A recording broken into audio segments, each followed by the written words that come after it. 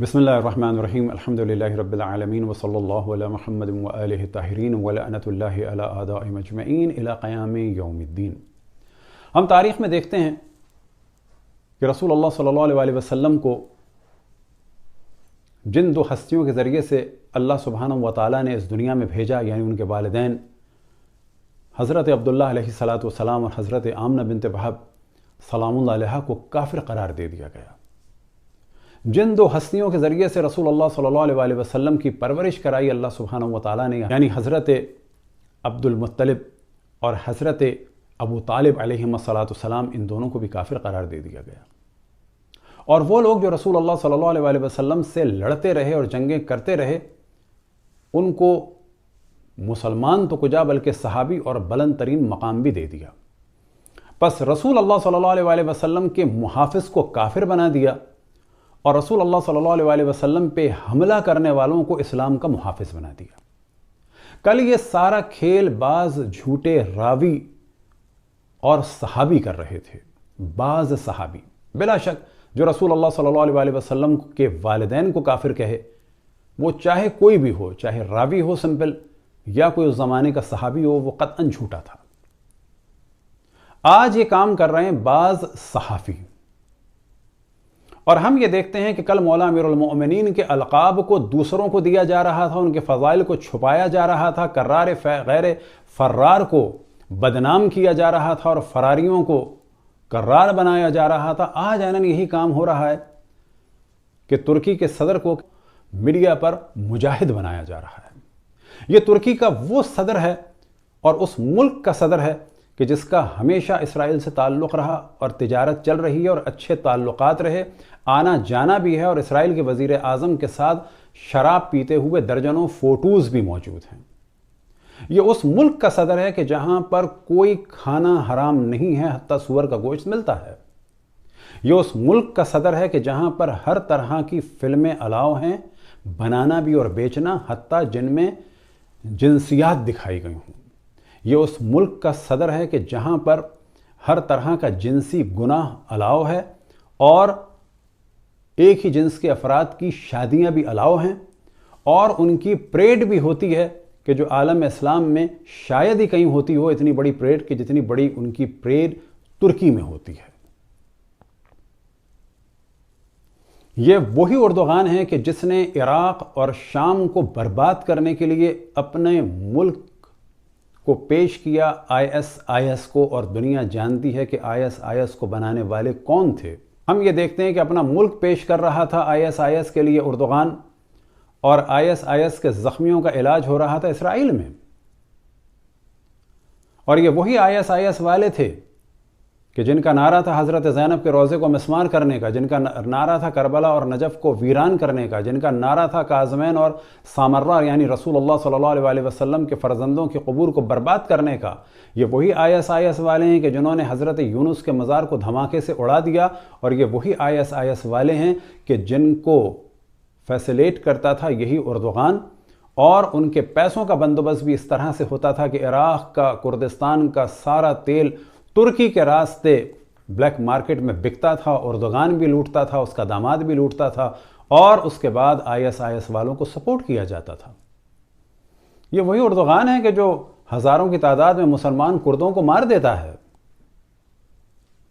لیکن آج پاکستان کے چند سوشل میڈیا کے کھلاڑی وہ یہ نہیں سوچ رہے کہ ان جھوٹی خبروں کے ذریعے سے آپ کی اپنی شخصیت کتنی خراب ہو رہی ہے۔ لگتا ہے کہ تھوڑی دیر میں آپ لوگ خبریں بنانے والے ہیں کہ نیتن یاہو سے سوال ہوا کہ آپ اپنے 3 دشمنوں کا نام لیں، تو اس نے ایران نہیں بلکہ ترکی بلکہ اردوغان کہا۔ لگتا ہے کہ تھوڑی دیر میں آپ خبریں بنانے والے ہیں کہ ترکی کے مرد مجاہد اردوغان نے فلسطین میں PLO بنا دی اور وہاں پر اپنا ایک فوجی بھیج دیا جس کا نام ہے یاسر عرفات، اور یاسر عرفات کی مدد کرنے کے لیے اس نے اپنے ایک دوست سے یعنی حافظ الاسد سے کہہ کر یاسر عرفات کی مدد کرائی۔ لگتا ہے تھوڑی دیر میں آپ خبریں بنائیں گے کہ آیت اللہ موسیٰ صدر کو بھی مرد مجاہد اردوغان نے لبنان میں عمل ملیشیا بنا کے دے دی، اور یہ عمل ملیشیا فلائنگس سے لڑ رہی ہے فلسطینی مسلمان مجاہدوں کے لیے۔ ممکن ہے تھوڑی دیر میں آپ خبر بنا دیں کہ مرد مجاہد اردوغان کے اصرار پر ترکی کے مفتی اعظم آیت اللہ العظمی سید روح اللہ موسوی الخمینی نے یوم القدس کا اعلان کر دیا، یا یہ کہ آپ خبر بنا دیں کہ اس وقت کے بڑے عالم دین جن کا تعلق ترکی سے ہے، آیت اللہ العظمی خامنائی، وہ اس وقت اسرائیل کی مخالفت کر رہے ہیں اور ڈٹ کے کھڑے ہوئے ہیں۔ یہ بھی آپ خبر بنا سکتے ہیں کہ مرد مجاہد اردوغان نے حزب اللہ بنا دی اور اپنے ایک چچا زاد بھائی حسن نصر اللہ کو اس کا سربراہ بنا دیا۔ آپ یہ بھی خبر بنا سکتے ہیں کہ ترکی کی سپاہ پاسداران اس وقت شام میں اور لبنان پہنچ چکی ہے۔ بھائی یہ جھوٹی خبریں بنانا چھوڑو، اپنی حیثیت اس سے خراب ہوتی ہے۔ ہم جانتے ہیں کہ یہ خبریں آپ صرف اس وجہ سے بنا رہے ہیں کہ کہیں عالم اسلام میں علی اور اولاد علی کا اثر نہ ہو جائے۔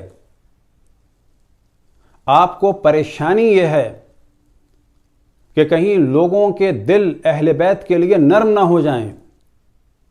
یہ شخص کہ جس نے آج تک دنیا کے کسی مسلمان کے لیے کچھ نہیں کیا سوائے زبان چلانے کے، کیا اس کی اپنی فوج نہیں ہے؟ کیا اس کی اپنی فوج شام میں جا کر بشار الاسد کو تنگ کر سکتی ہے؟ کون سا بشار الاسد کہ جس نے اس کے IS والوں کو مارا؟ کون سا بشار الاسد کہ جو فلسطین کا طرفدار ہے؟ کون سا بشار الاسد کہ جو اسرائیل کے خلاف ہے؟ تو آپ نے یہ سوال نہیں کیا کہ اس کی فوج جب بشار الاسد کے ملک کو ڈسٹرب کر سکتی ہے تو وہ فلسطین بھی چلی جائے؟ یہاں سے پتہ چلتا ہے کہ کل تھے جھوٹے راوی اور بعض وہ جھوٹے افراد کے خداوند تبارک و تعالیٰ کی لعنت ہو کہ جنہوں نے رسول اللہ کے والدین کو کافر بنا دیا، رسول اللہ کے محافظ اور پالنے والے چچا اور دادا کو کافر بنا دیا، اور رسول اللہ سے جنگ کرنے والوں اور حملے کرنے والوں کو اور رسول اللہ کے چچا کے کلیجہ چبانے والوں کو اسلام کا محافظ بنا دیا۔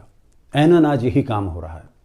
ہر گناہ جس کی کسٹڈی میں ہو رہا ہے، ہر گناہ جس کی چھتری میں ہو رہا ہے، اس کو مرد مجاہد بنایا جا رہا ہے۔ دعا ہے کہ خداوند تبارک و تعالیٰ اس دفعہ خالد مشعل و اسماعیل ہانیہ کو اتنی توفیق عطا فرمائے کہ اپنے ساتھیوں اور اپنے مددگاروں، چاہے وہ ایران کے ہوں، چاہے شام کے ہوں، چاہے لبنان کے ہوں، ان کو چھوڑ کر دشمن کے کیمپ میں نہ جائیں، اور حل جزاء الاحسان الا الاحسان کے مطابق عمل کریں۔ دعا ہے کہ خداوند تبارک و تعالیٰ تمام دنیا کے مظلوموں کی حفاظت فرمائے، خصوصاً فلسطین کے مظلوم عوام کی۔ وصلی اللہ علی محمد وآلہ الطاہرین۔